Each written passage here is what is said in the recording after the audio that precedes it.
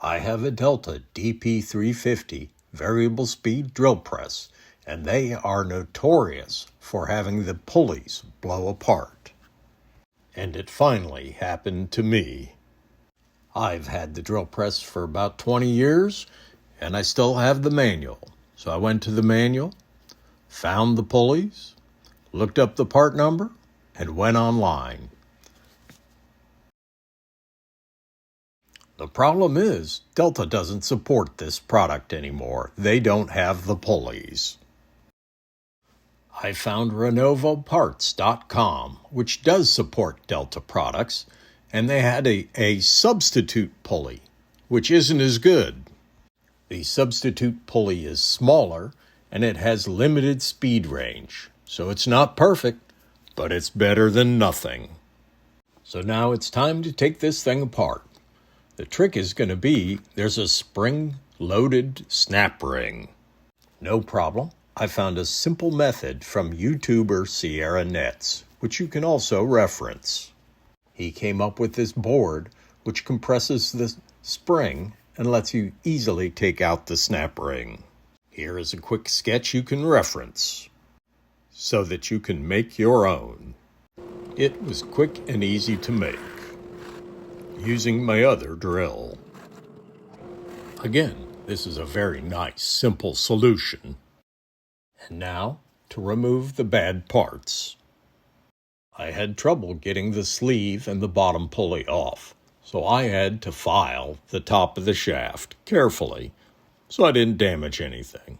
Then it slid right off. And now to put in the new parts.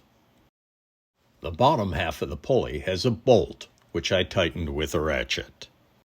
I slid the belt on, then the top half of the pulley, and the spring. Then I used the handy-dandy spring compression board again, grabbed the snap ring, and reassembled everything. Hand turning, everything looks good. So now it's time for a full run test. So, here comes the exciting part.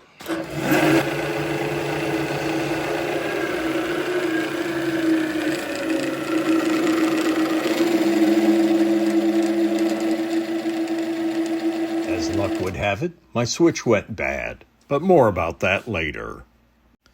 Part of the preventative maintenance is to put oil drops down inside the shaft. So let's do it now. Run the oil in, and again you can see how the Reeves drive, variable speed system works. The knob on the front of the drill press turns a cam on the inside, which opens and closes the front pulley. The back pulley then adjusts because it's spring-loaded, and that's how you get the variable speed. A nice, simple, mechanical system. But you can see that the back pulleys, the new pulleys, are smaller than the front pulley, and that's limiting the speed range. An unfortunate occurrence with these substitute parts. So I told you the switch went bad. So I ordered one from Amazon. It was cheaper and quicker to get than Renovo. So I took the screws off, pulled the switch out, and then it's just simple push connectors. Stay organized, and it's a very simple switch, if you'll pardon the pun. Thank you for watching. Please subscribe, like, and ring the bell. I appreciate you watching the Johnsonville Woodworker.